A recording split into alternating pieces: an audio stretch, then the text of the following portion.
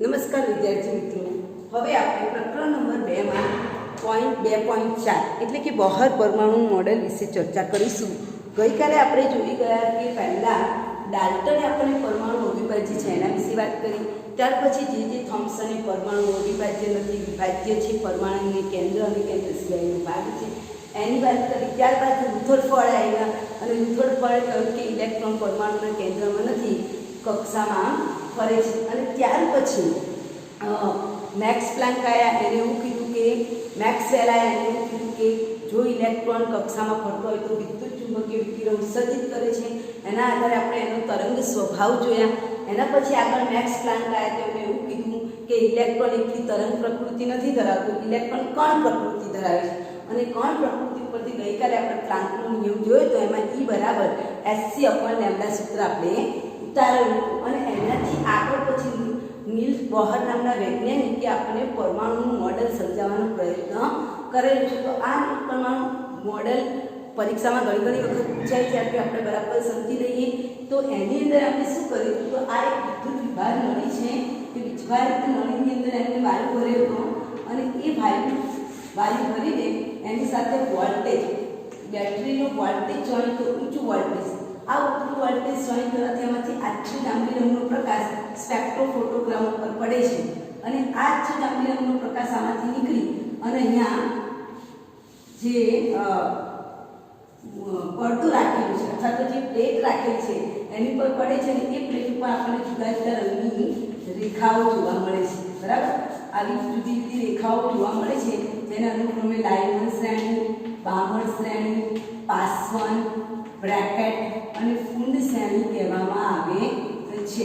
બરાબર, શું કર્યું કે એને વિદ્યુત વિભાર નળી લીધી, એમાં એક ચોક્કસ પ્રકારનો વાયુ, હાઇડ્રોજનની વાયુ છે, વાયુ ભરી અને એની સાથે ઊંચું વોલ્ટેજ જોઈન કરતા એમાંથી એક જાંબલી રંગનું, આછા જાંબલી રંગનો પ્રકાશ એમાંથી નીકળે છે.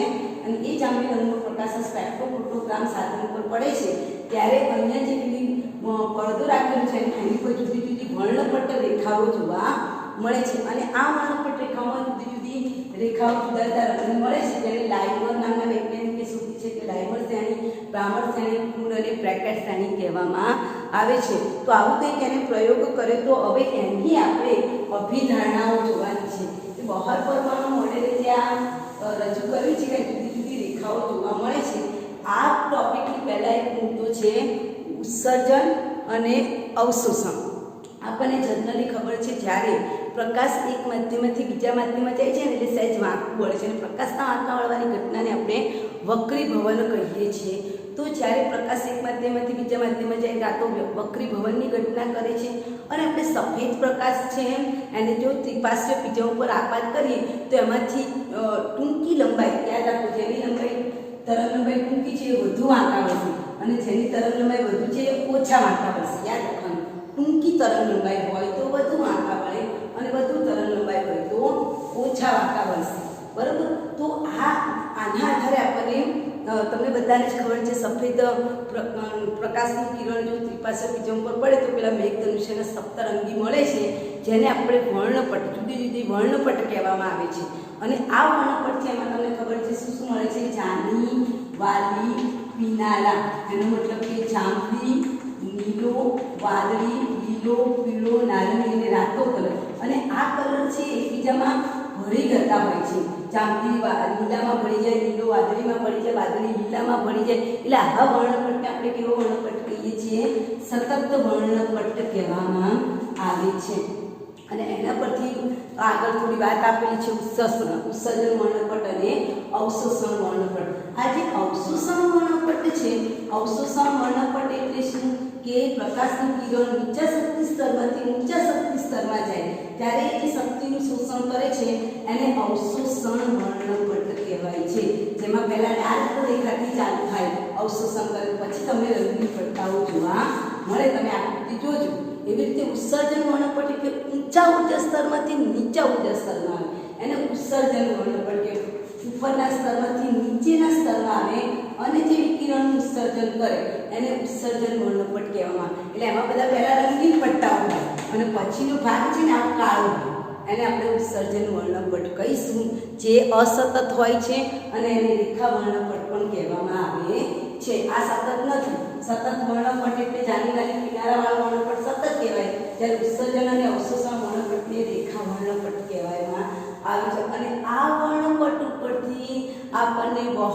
નામના વૈજ્ઞાનિકે હાઇડ્રોજનનું વર્ણપટ રેખા સમજાવવાનો પ્રયત્ન કરેલો છે. તો એની અભિધારણાનું પહેલું કે ઇલેક્ટ્રોન જે વર્તુળાકાર માર્ગે ફરે છે, ઇલેક્ટ્રોન કેન્દ્રની પરમાણુ કેન્દ્ર છે, કેન્દ્રની આજુબાજુ જે વર્તુળાકાર માર્ગે ફરે છે એ માર્ગને એની શું કહેવામાં આવે છે? કક્ષા કહેવામાં આવે છે. અને ઇલેક્ટ્રોન જ્યારે આ વર્તુળાકાર માર્ગ ઉપર ફરે છે ત્યારે ઉર્જાનું શોષણ પણ નથી કરતો કે ઉત્સર્જન પણ કરતો નથી. એ શક્તિ ગુમાવતો નથી કે શક્તિમાં ઉર્જાનું શોષણ કે ઉત્સર્જન કરતું નથી. એટલે આપણે એને કેવી કક્ષા કહીશું? સ્થિર કક્ષા અથવા તો માન્ય અવસ્થા કહેવામાં આવે છે. એટલે પહેલી અભિધારણા યાદ રાખજો. પહેલી અભિધારણા શું છે કે ઇલેક્ટ્રોન કેન્દ્રની આજુબાજુ જે વર્તુળાકાર માર્ગ ઉપર ફરે છે એ માર્ગને આપણે શું કહીશું? એની કક્ષા કહીશું. અને આ કક્ષામાં જ્યારે ફરે છે ત્યારે કોઈ પણ પ્રકારની ઉર્જા મેળવતો નથી કે ઉષ્મા ગુમાવતો નથી. એટલે એ કક્ષાને આપણે કેવી કક્ષા કહીશું? સ્થિર કક્ષા કહીશું. અને આ કક્ષાઓ કેન્દ્રની આજુબાજુ ગોઠવાયેલી હોય છે. કેન્દ્રની આજુબાજુ એટલે પરમાણુ કેન્દ્ર, પહેલી કક્ષા, બીજી કક્ષા, ત્રીજી કક્ષા, એ કેન્દ્રની આજુબાજુ ગોઠવાયેલી. પહેલો પોઈન્ટ છે એમાં કક્ષાની વ્યાખ્યા. નંબર 2, જ્યારે ઇલેક્ટ્રોન નીચા શક્તિ સ્તરમાંથી ઊંચા શક્તિ સ્તરમાં જાય છે, બરાબર. પહેલી કક્ષાની વ્યાખ્યા આપણે યાદ રાખીએ. કક્ષાની વ્યાખ્યામાંથી આપણે સ્થિર કક્ષા વિશે જોઈએ, બરાબર. હવે એના પછી આપણે બીજો પોઈન્ટ છે કે ઇલેક્ટ્રોન નીચા શક્તિ સ્તરમાંથી ઉષ્માનું શોષણ કરીને, શક્તિનું શોષણ કરીને નીચા શક્તિ સ્તરમાંથી ઊંચા શક્તિ સ્તરમાં જાય છે ત્યારે, ઊંચા શક્તિ સ્તરમાં જાય છે ત્યારે શું કરે છે? શક્તિનું શોષણ કરે છે. શોષણ કરે છે. એ અવસ્થાને આપણે ઇવન કહીશું. લાઈક ધીસ કે મારો પરમાણુ ધરા અવસ્થામાં છે, નીચા શક્તિ સ્તરમાં છે. નીચા શક્તિ સ્તરને હું ઇવન કહું છું. તો નીચા શક્તિ સ્તર પર આપણે પ્રકાશનું કિરણ આપાસ કરીશું એટલે એ નીચા શક્તિ સ્તરમાંથી ક્યાં જશે? ઊંચા શક્તિ સ્તરમાં, બરાબર. નીચા શક્તિ સ્તરમાંથી ઇલેક્ટ્રોન શક્તિનું શોષણ કરીને કયા શક્તિ સ્તરમાં જશે? ઊંચા શક્તિ સ્તરમાં. તો આ જે વર્ણપટ મળે એને શું કહેવાય? શોષણ વર્ણપટ કહેવાય. નીચામાંથી ઊંચા શક્તિ સ્તરમાં જવું અને શોષણ વર્ણપટ કહેવાય. અને ત્યાંથી એક ઊંચા શક્તિ સ્તરમાંથી પાછું વધારે સમય સ્થાયી રહેતું નથી. એક ઘરમાંથી કૂદકો લગાવી બીજા ઘરમાં રહે પણ બીજા ઘરમાં વધુ સમય રહેતો નથી. એ પોતે શું કરશે? જેટલી શક્તિનું એને શોષણ કર્યું છે એનું એ શું કરશે? ઉત્સર્જન કરશે. એને આપણે કેવો વર્ણપટ કહીશું? ઉત્સર્જન વર્ણપટ કહીશું. એનો મતલબ કે શોષણમાં કઈ ઘટના થાય છે? ઈવનમાંથી નીચા શક્તિ સ્તરમાંથી કયા શક્તિ સ્તરમાં જાય છે? E2 શક્તિ સ્તરમાં પ્રકાશનું શોષણ કરી દે. જ્યારે ઉત્સર્જનમાં શું થશે? ઉત્સર્જનમાં એ ઉપલા સ્તરમાંથી ક્યાં આવે છે? નીચલા સ્તરમાં આવે છે. અને જે શક્તિ એને મેળવી છે એને શું કરશે? ઉત્સર્જન કરે છે. અને આ બંને વચ્ચેના તફાવતને ડેલ્ટા E બરાબર E2 માઇનસ E1, જેને સંક્રમણ કહેવામાં આવે છે. એટલે કે ઇલેક્ટ્રોન નીચા શક્તિ સ્તરમાંથી ઊંચા શક્તિ સ્તરમાં જે કૂદકો લગાવે છે એને ક્વોન્ટમ કૂદકો કહેવાય અથવા તો સંક્રમણ થયું કહેવાય. ત્યાં એ લાંબો સમય ટકતો નથી અને ફરી પાછું પોતાના મૂળ નીચી અવસ્થામાં પાછો ફરે છે, જેને આપણે સંક્રમણની ઘટના કહીએ છીએ. અને એના ડેલ્ટા E બરાબર E2 માઇનસ E1 લખવામાં આવે છે. સમજણ પડે છે? નીચા શક્તિ સ્તરમાંથી ઊંચા શક્તિ સ્તરમાં જાય છે. જેમ કે એની n બરાબર, ધારો કે n બરાબર 1 એટલે કઈ શ્રેણી છે? લાઇમર શ્રેણી. n બરાબર 2 એટલે લાઇમર, પછી બામર શ્રેણી. n બરાબર 3 એટલે પાસવન, લાઇમર, બામર, પાસવન, બ્રેકેટ અને કુંડ. આ બધી શ્રેણી છે. તો એક શ્રેણીમાંથી બીજી શ્રેણીમાં જાય ત્યારે એ શું કરે છે? શક્તિનું શોષણ કરે છે અને વળી પાછી જેટલી શક્તિનું એને શોષણ કર્યું છે એનું એ શું કરે છે? ઉત્સર્જન કરે છે. આ તમારે યાદ રાખીશું. આ જે પહેલી રેખા છે કેવા વિભાગમાં મળશે? પારજાંબી વિભાગમાં. બીજી જે રેખા મળશે દ્રશ્યમાન વિભાગમાં મળશે. અને બાકીની 3 છે એને IR વિભાગ કહેવાય. IR એટલે પારરક્ત વિભાગમાં જોવા મળે છે. આ રેખાઓ છે આપણને પારરક્ત વિભાગમાં જોવા મળે છે. તો આ પણ વેરી મોસ્ટ ક્યારેક પારજાંબી કે અલ્ટ્રાવાયોલેટ UV શબ્દ વાપરેલો, દ્રશ્યમાન માટે વિઝિબલ શબ્દ વાપરેલો હોય છે અને પારરક્ત માટે ઇન્ફ્રારેડ IR. એટલે આપણે યાદ રાખવાનું આ બીજો બીજો મુદ્દો શું યાદ રાખીશું કે ધરા અવસ્થામાંથી ઉત્તેજિત અવસ્થામાં જાય છે ત્યારે ઇલેક્ટ્રોન વધુ સમય ટકતો નથી અને મૂળ અવસ્થામાં પાછો ફરે છે એને ઇલેક્ટ્રોનનો ક્વોન્ટમ કૂદકો કહેવાય અને એને ડેલ્ટા ઈ વડે બતાવવામાં આવે છે જેના બરાબર શું થશે E2 માઇનસ E1 થશે। હવે મુદ્દા નંબર 3 ઇલેક્ટ્રોન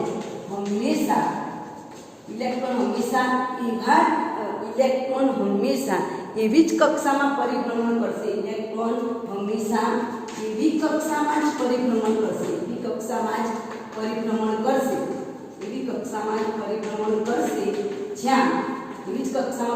કરશે જ્યાં એનું કોણીય વેગમાન mvr બરાબર એવી કક્ષામાં પરિભ્રમણ કરશે જ્યાં એનું કોણીય વેગમાન mvr બરાબર શું હોય nh/2π ના ગુણાંકમાં હોય। જ્યાં m બરાબર ખાસ ધ્યાન રાખજો। બીજો મુદ્દો શું કહે છે કે ઇલેક્ટ્રોન અહીંયા હું દોરું છું આ પરમાણુનું કેન્દ્ર એની આજુબાજુ આ ઇલેક્ટ્રોન ફરે છે તો ઇલેક્ટ્રોન હંમેશા એવી જ કક્ષામાં પરિભ્રમણ કરશે જ્યાં એનું કોણીય વેગમાન આજે આ અહીંયા આવી કક્ષામાં પરિભ્રમણ કરશે તો આજે કોણીય વેગમાન છે જેની ત્રિજ્યા r હશે અને આ વેગ v જેટલું હશે બરાબર। તો અહીંયા જે મળે છે એ mvr અને કોણીય વેગમાન mvr બરાબર કેટલું થતું હશે nh/2π। જે m એટલે શું થશે m એટલે ઇલેક્ટ્રોન બરાબર। m એટલે કોણ ઇલેક્ટ્રોનનું દળ, v એટલે શું થાય ઇલેક્ટ્રોનનો વેગ, v એટલે વેગ, m એટલે ઇલેક્ટ્રોનનું દળ, v એટલે વેગ, r એટલે કક્ષા, v એટલે વેગ, r એટલે રેડિયસ એટલે કક્ષાની ત્રિજ્યા એટલે કોના વચ્ચેની ત્રિજ્યા હોય ઇલેક્ટ્રોન અને પ્રોટોન। લાઈક દિશામાં આ પરમાણુનું કેન્દ્ર છે કેન્દ્રમાં પ્રોટોન છે અને આ ઇલેક્ટ્રોન છે આના બંને વચ્ચેનું જે અંતર છે ને એની ત્રિજ્યા શું કહેવાય r કહેવામાં આવે। એટલે r એટલે ઇલેક્ટ્રોન અને પ્રોટોન વચ્ચેની ત્રિજ્યા કહેવામાં આવે છે। ઓકે, જ્યાં n એટલે પૂર્ણાંક સંખ્યા 1 2 3 આ n એ શું છે એક પ્રકારનો ક્વોન્ટમ આંક છે। h એ પ્લાન્કનો અચળાંક છે એ બધાને જ ખબર છે પ્લાન્કનો અચળાંક છે। તો આપણે આ ત્રીજું મુદ્દો યાદ રાખીશું કે ઇલેક્ટ્રોન હંમેશા એવી કક્ષામાં પરિભ્રમણ કરશે જેનું કોણીય વેગમાન બરાબર mvr બરાબર કેટલું થાય nh/2π। આની પરથી પરીક્ષામાં ઘણી વખત પ્રશ્ન પૂછાય છે કે મારો ઇલેક્ટ્રોન n બરાબર 9 નંબરની કક્ષામાં પરિભ્રમણ કરે છે તો એના માટે કોણીય વેગમાન શોધો। Very most question. તો કોણીય વેગમાનનું ખાલી સૂત્ર લખવાનું, કોણીય વેગમાન mvr બરાબર nh/2π। તમારે ખાલી n બરાબર કેટલા મૂકવાના 9 જ મૂકવાનું, તો કશું નથી કરવાનું, 9 મૂકી દઈએ તો 9h/2π। 9 ને 2 વડે ભાગ એટલે 9 ના અડધા કેટલા થાય 4.5, તો 4.5h/π જવાબ આવશે। ઓકે, શું થશે nh/2π। તો 9 ને nh/2π તમે 9 ને 2 વડે ભાગો એટલે કેટલા આવશે 4.5h/π મળશે બરાબર। મુદ્દા નંબર 3। હવે મુદ્દા નંબર 4 ની વાત કરીએ। મુદ્દા નંબર 4 ચોથી અભિધારણા શું કહે છે કે બે સ્થિર અવસ્થાઓ વચ્ચે જો ઉષ્માનો ફેરફાર ડેલ્ટા E હોય તો શોષણ અને ઉત્સર્જિત થતા વિકિરણની આવૃત્તિ શું કીધું છે આપણને ખબર છે કે નીચા શક્તિ સ્તરમાંથી ઊંચા શક્તિ સ્તરમાં જાય E1 માંથી E2 માં જાય એને કયો વર્ણપટ કહેવાય શોષણ વર્ણપટ।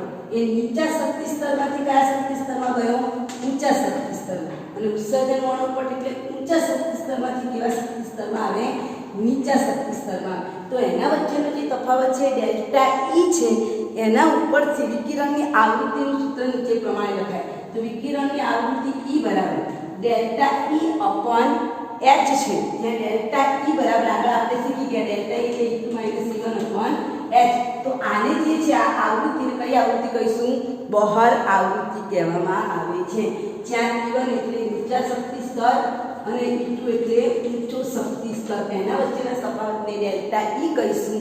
અને આ જે નિયમ છે એને બહાર આવૃત્તિ નિયમ કહેવામાં આવે છે। મુદ્દા નંબર 4 બહાર આવૃત્તિ નિયમ આવે બહાર આવૃત્તિ નિયમ કહેવામાં આવે છે। હવે મુદ્દા નંબર 5 જોઈએ કે ઇલેક્ટ્રોનની સ્થિર કક્ષાઓ માટે ચાલો પહેલો મુદ્દો એટલે ઇલેક્ટ્રોનની કક્ષાની વ્યાખ્યા લખવાની, બીજો મુદ્દો એટલે ડેલ્ટા E વાળો લખવાનું, ત્રીજો મુદ્દો એટલે કોણીય વેગમાન mvr બરાબર nh/2π, ચોથો મુદ્દો એટલે બહાર આવૃત્તિ મ્યુ બરાબર શું થશે nh/2π થશે। હવે આપણે મુદ્દા નંબર 5 ની વાત કરીએ તો મુદ્દા નંબર 5માં આપણે શું લખીશું કે આ જે સૂત્ર મેં લખ્યું છે NH/2π ઇલેક્ટ્રોન માટેની સ્થિર કક્ષાઓ. મુદ્દા નંબર 5 ઇલેક્ટ્રોન માટેની સ્થિર કક્ષાઓ જે છે તે ઇલેક્ટ્રોન માટેની સ્થિર કક્ષાઓમાં n બરાબર આપણે 1 2 3 એ લઈએ છીએ અને એને શું કહેવાય ક્વોન્ટમ આંક કહેવાય. ફોર એક્ઝામ્પલ આ પરમાણુનું કેન્દ્ર આ n બરાબર 1 નંબરનો ક્વોન્ટમ આંક, n બરાબર 2, n બરાબર 3. એટલે અહીંયા જે આપણને ક્વોન્ટમ આંક મળે છે s p d અને f અને ક્વોન્ટમ આંક કહેવામાં આવે છે. બરાબર, જુદા જુદા ક્વોન્ટમ આંક આગળ હશે મુખ્ય ક્વોન્ટમ આંક, તેને આપણે શું કહીશું n બરાબર 1 2 3 મળે છે અને આપણે શું કહીશું મુખ્ય ક્વોન્ટમ આંક કહેવાય છે. એટલે કે એક પ્રકારના ઉર્જા સ્તર, પરમાણુનું કેન્દ્ર પહેલું ઉર્જા સ્તર, બીજું ઉર્જા સ્તર, ત્રીજું ઉર્જા સ્તર જોઈએ છે એને જેને શું કહેવાય મુખ્ય ક્વોન્ટમ આંક કહેવાય છે. અને સ્થિર કક્ષાઓની ત્રિજ્યા એમાં જ અને સ્થિર કક્ષાઓની ત્રિજ્યા સ્થિર કક્ષાના ક્વોન્ટમ આંક કહેવાય, સ્થિર કક્ષાના n ને ક્વોન્ટમ આંક કહેવાય. અને સ્થિર કક્ષાની ત્રિજ્યા માટેનું સૂત્ર આપેલું છે. તો સ્થિર કક્ષાની ત્રિજ્યા માટેનું સૂત્ર Rn રેડિયસની ત્રિજ્યા Rn બરાબર n² a0 છે, જ્યાં a0 બરાબર 5.29 પિકોમીટર છે, જેને આપણે બહાર કક્ષા પણ કહેવામાં આવે છે. બરાબર, આમ પ્રથમ સ્થિર અવસ્થાની ત્રિજ્યાને બહાર કક્ષા કહે છે. આ જે કક્ષા છે ને એને કઈ કક્ષા પેલી બહાર આવું ત્યાં કઈ કક્ષા કહીશું બહાર કક્ષા કહેવામાં આવે છે. જેનું સૂત્ર વારંવાર તમને દાખલામાં પૂછાશે તે યાદ રાખીશું. બહાર કક્ષા R બરાબર n² a0 લખવામાં આવે છે. એનો મતલબ કે ઇલેક્ટ્રોન n બરાબર 1 હાઇડ્રોજન પરમાણુમાં ઇલેક્ટ્રોન આ કક્ષામાં મળે છે. જેમ n નું મૂલ્ય, કારણ કે અહીંયા એક હાઇડ્રોજન પરમાણુનું ઇલેક્ટ્રોન 1 છે એટલે 1 નંબરની કક્ષામાં મળે છે. જેમ r ની વેલ્યુ વધશે અથવા તો જેમ ક્વોન્ટમ આંકનું મૂલ્ય વધશે એમ ત્રિજ્યાનું મૂલ્ય પણ વધે છે. હવે મુદ્દા નંબર 6 એની સાથે સંકળાયેલ સ્થિર અવસ્થા સાથે સંકળાયેલી ઇલેક્ટ્રોન સાથે સંકળાયેલો ખૂબ જ અગત્યનો ગુણધર્મ છે સ્થિર અવસ્થાની ઉર્જા. એટલે છઠ્ઠો મુદ્દો છે સ્થિર અવસ્થાની ઉર્જા. આ જે સ્થિર અવસ્થાની ઉર્જા છે એ સ્થિર અવસ્થાની ઉર્જા બરાબર delta E minus Rn 1/n². અહીંયા જે n છે એના બરાબર તમે 1 2 3 લઈ શકો છો. જ્યાં RH છે, ઘણી પરીક્ષામાં પૂછાય છે વેરી મોસ્ટ RH એટલે કોનો અચળાંક રીડબર્ગનો અચળાંક કહેવામાં આવે છે. અને આ રીડબર્ગના અચળાંકની વેલ્યુ 2.18 × 10⁻18 વેલ્યુ છે. હવે જો n બરાબર 1 અથવા તો n બરાબર 2 મૂકું તો શું જવાબ મળે એની વાત કરીએ તો r ની જગ્યાએ માઇનસ ની નિશાની છે. r ની વેલ્યુ 2.18 × 10⁻18 n ની જગ્યાએ 1 નો વર્ગ કરીએ તો વેલ્યુ મળશે -2.18 × 10⁻10. હવે જો હું બીજી વેલ્યુ આ E1 માટે મેળવું, હવે હું E2 માટે મેળવું તો 2.18 × 10⁻18 છે. 1 નો વર્ગ કરો ત્યારે કે 2 નો વર્ગ કરી એટલે આપેલાને 4 વડે ભાગવાનું થાય. -2.18 ભાગ્યા 4 કરો એટલે 10⁻18 તો તમને જવાબ મળશે -0.545 × 10⁻18. તો આ તમારો મુદ્દા નંબર 6 કે જેના દ્વારા આપણે સ્થિર કક્ષાની ઉર્જાનું સૂત્ર મેળવી શકીએ છીએ. અને એના માટે તમને આકૃતિ આપેલી છે એ આકૃતિમાં તમે જુઓ મુદ્દા નંબર 6 માટે જે આકૃતિ આપી છે એમાં તમે જુઓ આ મારો ઇન્ફિનિટીમાં જતો રહેલો ઇલેક્ટ્રોન અહીંયા આપેલું મારો જે પદાર્થ છે એ શું બની ગયો છે આયન બની ગયો છે. ત્યાર પછી અહીંયા n બરાબર 6 નંબરની કક્ષા, n બરાબર 5 નંબરની કક્ષા, n બરાબર 4 નંબરની કક્ષા, n બરાબર 3 નંબરની કક્ષા, n બરાબર 2 નંબરની કક્ષા અને n બરાબર 1 નંબરની કક્ષા છે. બરાબર, જોજો એ છઠ્ઠા નંબરનો મુદ્દો આપણે લખવાનો પણ સમજૂતી આવી છે. તો અહીંયા માની લો કે છઠ્ઠા નંબરમાંથી મારો ઇલેક્ટ્રોન કૂદકો લગાવીને પહેલા નંબર ઉપર આવે છે. સંક્રમણ બતાવું છું અને અહીંયા જે ઇન્ફિનિટી લખ્યું છે એટલે ઇલેક્ટ્રોન મારી કક્ષા છોડીને અહીંયા પરમાણુનું કેન્દ્ર જે પહેલી બીજી ત્રીજી ચોથી અહીંયા છે જતો રહ્યો છે. એટલે કે કેન્દ્રને છોડીને જતો રહ્યો છે. એટલે કેન્દ્રને છોડીને જતો રહે શું બની ગયો હોય? ધન આયન બની ગયો હોય. બરાબર, એટલે ઇન્ફિનિટી એટલે અહીંયા પદાર્થ બની ગયો હશે ધન આયન બની ગયો. પણ જે પરમાણુના કેન્દ્રની નજીકની કક્ષાઓમાં છે એ કઈ ઘટના કરશે? ઉત્સર્જનની ઘટના. એટલે અહીંથી આમ કૂદકો લગાવ, આમાંથી અહીંયા કૂદકો લગાવશે, પછી પાછો અહીંયા જશે, અહીંયાથી અહીંયા કૂદકો લગાવશે, વળી પાછો અહીંયા જશે, અહીંયાથી અહીંયા કૂદકો. એટલે એક કક્ષામાંથી બીજી કક્ષામાં કૂદકા લગાવે છે. જો આ છઠ્ઠા નંબરમાંથી કેટલી સંક્રાંતિ થાય તો છઠ્ઠામાંથી તમે એકમાં આવી શકો, પાંચમાંથી એકમાં આવો, ચારમાંથી એકમાં આવો, ત્રણમાંથી એકમાં આવો, બેમાંથી એકમાં આવો. ટોટલ થઈને તમને કેટલી રેખાઓનું ઝુંડ મળે છે? 5 રેખાઓનું, જેને આપણે કઈ શ્રેણી કહીએ છીએ? 1 2 3 4 અને લાઇનની શ્રેણી કહેવામાં આવે છે.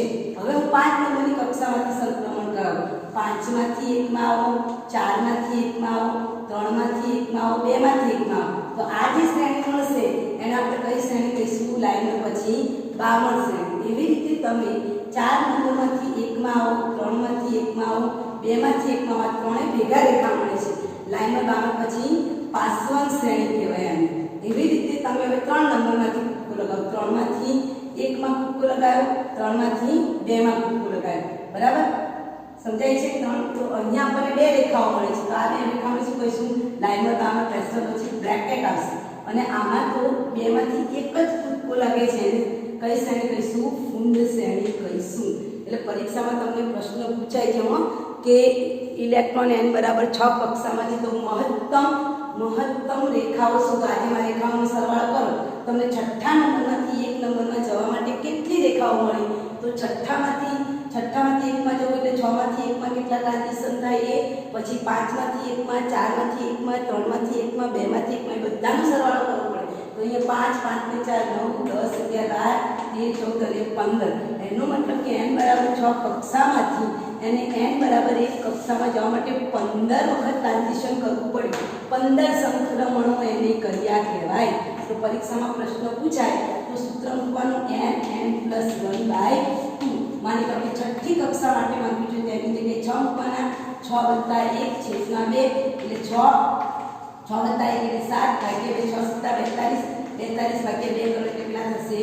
21 ટ્રાન્ઝિશન થાય. જો એ 6 નંબરની કક્ષામાં કૂદકા લગાવે તો 21 ટ્રાન્ઝિશન તમને મળે. તો આ એક સૂત્ર ખાસ ધ્યાનમાં રાખજો. પાછળ આપણે દાખલા ગણવાના છે એમાં પૂછાશે. તો આ રીતે તમને 2.11 નંબરની આકૃતિ આપી છે. એનું ટ્રાન્ઝિશન આવું છે. છઠ્ઠામાંથી 1 નંબરમાં જેટલા સંક્રમણ થાય છે અને લાઇમન શ્રેણી કહેવાય. એટલે આ લાઇમન શ્રેણીના 5 રેખાઓનું ભેગું છે. અહીંયા આપણે પેલો હમણાં વર્ણપટ્ટો લેતો, અહીંયા જાડી રેખા દોરે ને, એ જાડી રેખામાં ઓછામાં ઓછા કેટલા સંક્રમણ થઈ ગયા છે? 5 સંક્રમણ. એવી રીતે બીજી જાડી રેખા દોરી એમાં 4 સંક્રમણ છે.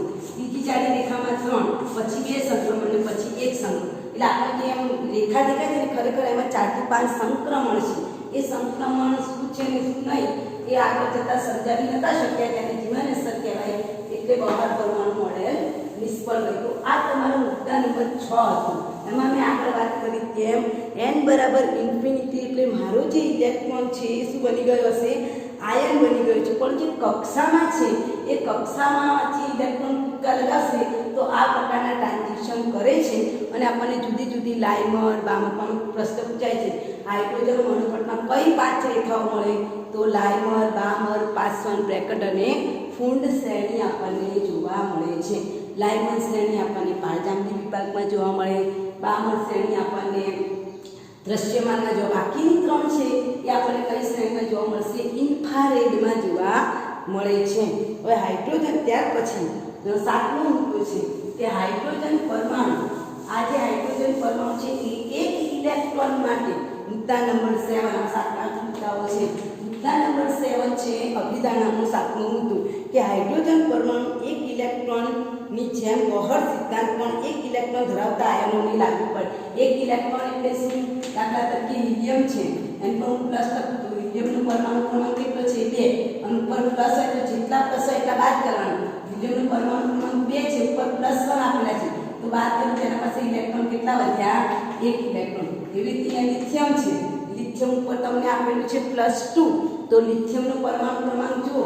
લિથિયમનો પરમાણુ ક્રમાંક કેટલો થાય છોકરાઓ?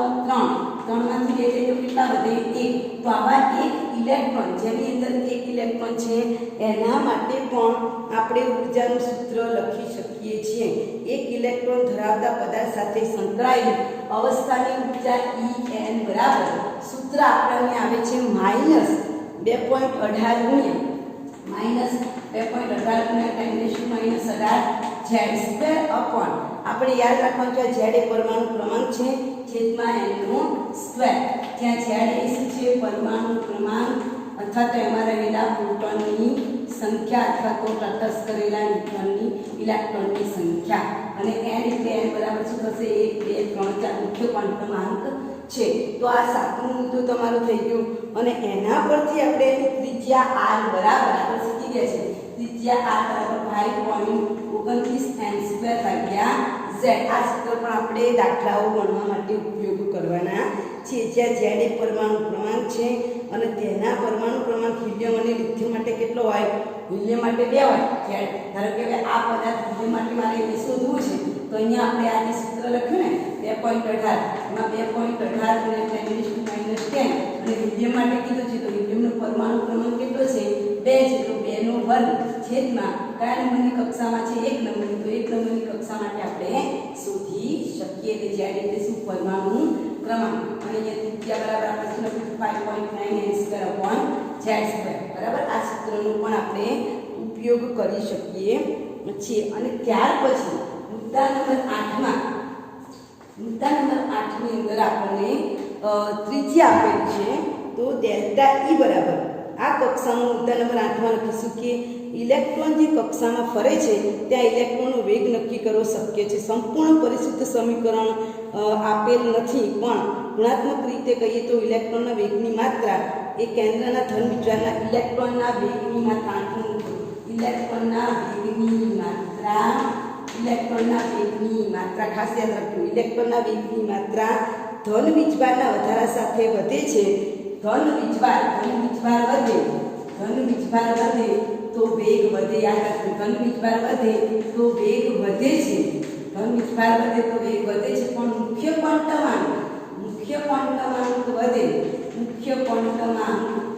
વધે તો વેગ ઘટે છે ધ્યાનમાં રાખીશું હવે મુદ્દા નંબર 9 માં આપણે ડેલ્ટા E બરાબર આપણે શીખી ગયા E2 - E1 જ્યાં E2 એટલે ફાઇનલ અવસ્થા અંતિમ અવસ્થા જેને EF ફાઇનલ કહેવાય ફાઇનલ એટલે અંતિમ અવસ્થા ગુજરાતીમાં લખું તો અંતિમ અવસ્થા માઈનસ પ્રારંભિક અવસ્થા અંતિમ અવસ્થાને ઇંગ્લિશમાં EF કહેવાય અને ઇનિશિયલ એટલે શરૂઆતની અવસ્થા તો E2 - E1 ની જગ્યાએ તમે શું લખી શકો EF - EI લખી શકો છો અને એના પરથી તમને ડેલ્ટા E નું સૂત્ર મળે અહીંયા હું આ EF ની વેલ્યુ આપણે શીખી ગયા RH 1/NF² minus RH 1/NI² આ રીતે સામાન્ય કાઢીએ તો માઈનસ ડેલ્ટા E બરાબર આવે સૂત્ર મળે -1/NI² માઈનસ 1/NF² કારણ કે માઈનસ શું થઈ જશે પ્લસ થઈ જશે તો આ એક બીજું સૂત્ર મળ્યું 9મા નંબરની પૂર્વધારણા ડેલ્ટા E એટલે મોસ્ટ આના આધારે તમને દાખલો પૂછાય છે ડેલ્ટા E બરાબર -RH 1/NI માઈનસ અહીંયાથી માઈનસ સામાન્ય કાઢીશું કે પ્લસ થઈ જશે આગળ આવીશું માઈનસ પ્લસ આગળ માઈનસ થઈ જશે પ્લસ થઈ જશે હવે આ રીતે સૂત્રનું કરતા બનાવીએ તો RH 1/NI² માઈનસ 1/N ફરીથી અહીંયા લખું છું ડેલ્ટા E બરાબર RH 1/NI² NI એટલે શરૂઆતનું અને NF એટલે અંતિમ અવસ્થા NF નો સ્ક્વેર કહેવામાં આવે છે અને એના પરથી તમે ફોટોન અવશોષણ ઉત્સર્જિત સાથે સંકળાયેલી આવૃત્તિ મ્યુ હવે તમે આવું શીખી ગયા છે ડેલ્ટા E બરાબર h મ્યુ આવે હવે મ્યુ બરાબર શું લખાય ડેલ્ટા E/h લખાય તો આ તે મારે આવૃત્તિ મેળવવી હોય તો આ જે સમીકરણ નંબર 1 છે એ સમીકરણ નંબર 1 ને મારે પ્લાન્કના અચળાંક સમીકરણ નંબર 1 ને મારે પ્લાન્કના અચળાંક વડે શું કરવું દેવું પડે ભાગી દેવું પડે તો સમીકરણ નંબર 1 ને h વડે ભાગી નાખો તો ડેલ્ટા E ભાગ્યા h તો અહીંયા આવશે RH upon h 1/NI² minus 1/NF² હવે આનાથી કેવું છે લખી શકું આવૃત્તિ મ્યુ બરાબર સૂત્ર આવી ગયું RH upon h 1/NI² minus 1/NF² RH ની વેલ્યુ આપણને ખબર છે 2.18 × 10⁻−18 h એટલે પ્લાન્કનો અચળાંક 6.626 × 10⁻−34 1/NI² માઈનસ 1/NF² આ સમીકરણને ઉકેલશું એટલે આવૃત્તિ મ્યુ બરાબર આપણને વેલ્યુ મળશે 3.29 ગુણ્યા 10 ની 15 મ્યુ બરાબર 3.29 10 ની 15 1/nf નો સ્ક્વેર માઈનસ 1/nf નો સ્ક્વેર થાય છે બરાબર. હવે એના પરથી તરંગ સંખ્યા કીધું હોય તો તરંગ સંખ્યા મ્યુ બરાબર મ્યુ બાર બરાબર આવૃત્તિ ભાગ્યા c.